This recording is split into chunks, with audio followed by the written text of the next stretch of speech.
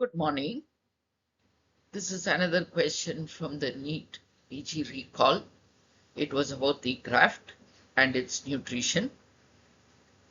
I'll talk a little bit about the stages of graft, then we'll be able to take the right answer. So, skin graft healing phases will be first when you put the graft, it will get adherent. That is because there is enough fibrin in the wound bed. The wound is always oozing fluid, extracellular fluid, which will have enough fibrin. So that fibrin will clot and it will hold the graft. That is known as stage of adherence. That is probably within a few hours of placing the graft. After some time, the cells in the graft will start taking their nutrition from this extracellular fluid. That is known as imbibition.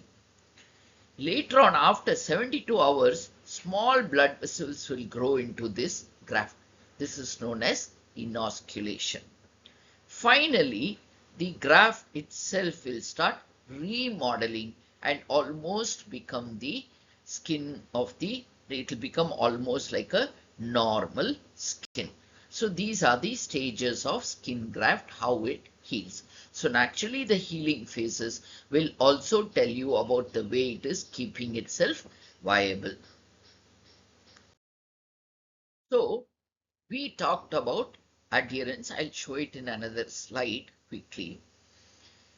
When it comes to imbibition, as I told you, the skin cells here will start taking nutrition from the free fluid available here.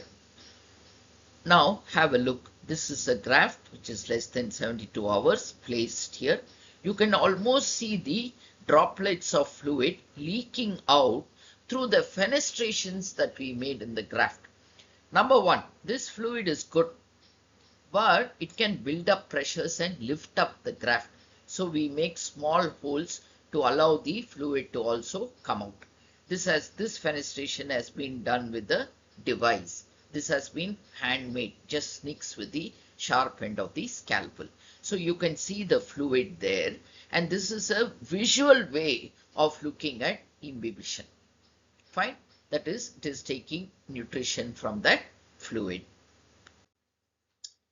So as I told you, adherence. See, this is a split graft being placed. You can see there, artery fossas is kept and placed.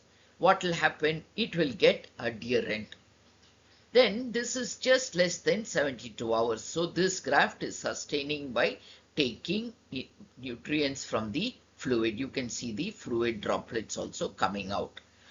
After 72 hours, the graft starts getting inosculation itself. That means blood vessels have already started growing into the graft, so it becomes pink. Then finally, after weeks and months, the graft will undergo remodeling. This is still a fresh graft for all practical purposes.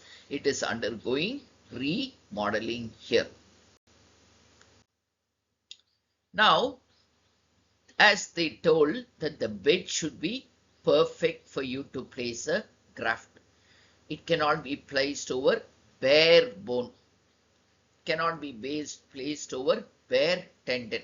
But if there is an element of paratenon, how you'll know it's a paratenon? It will be shiny.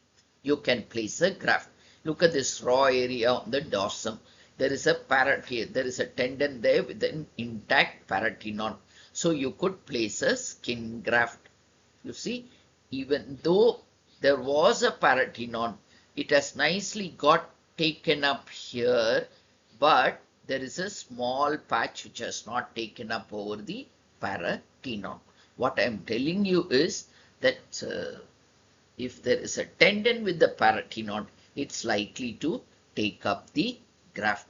So a tendon at the base is not an absolute contraindication for SSG. If it has no paratenon, then it is contraindication. But if there is a paratenon, you can put an SSG. So you have only a very small patch of graft not taken up. That itself will take care. It will move over. Only thing is immediate graft take will not be 100%. That does not mean he's going to be with this raw area for years together. And you can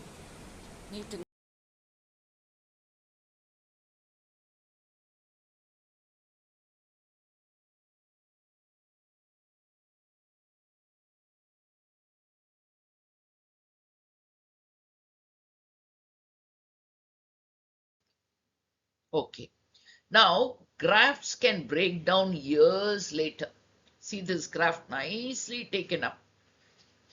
Why it can break down? If the primary problem is still present, like your arterial disease, your neurological diseases, pressure points there, trophic ulcers, or your venous disorders, or the primary problem which was somehow managed, recurred, or age-related vascular insufficiency has set in.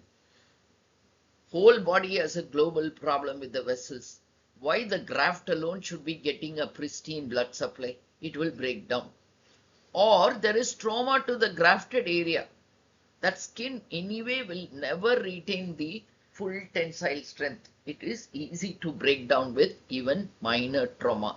So this is an example of an SSG which was placed for a venous ulcer 25 years ago.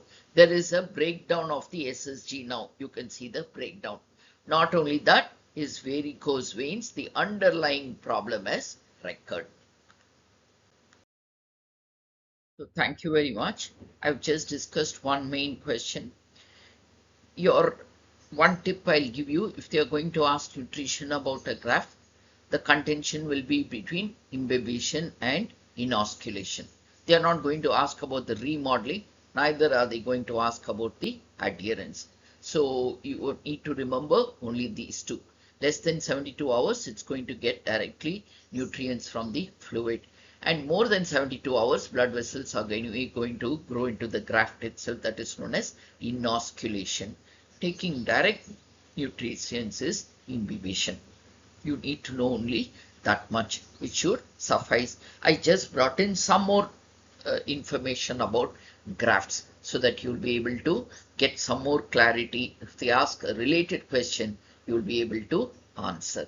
Thank you. And as usual, I will ask you to subscribe, share, and like, and also look into my Telegram channel.